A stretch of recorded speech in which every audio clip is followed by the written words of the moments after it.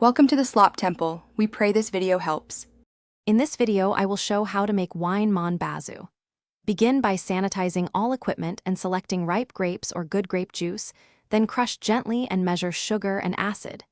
Check starting gravity with a hydrometer and adjust to target range, typically 0.70 to 1.090 for fuller body.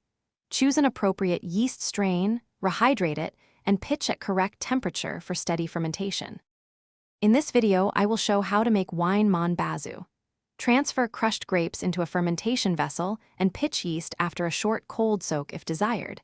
Then keep the must at a steady 18-24 degrees C. Stir or punch down gently once or twice daily to manage cap formation and oxygen exposure. Track gravity until it moves toward target levels and be ready to press when fermentation slows and solids separate. If you are finding this video helpful, please subscribe and like so I can keep making easy winemaking guides. Quick recommendation.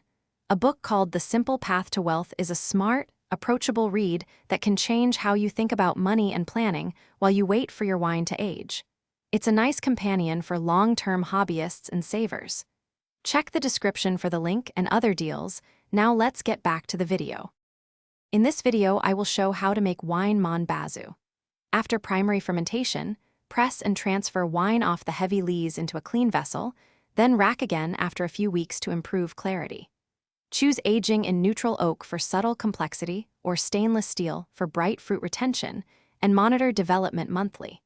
Consider cold stabilization and gentle fining agents to settle haze before final bottling for a clean presentation. Thanks for watching. Consider subscribing if we helped you.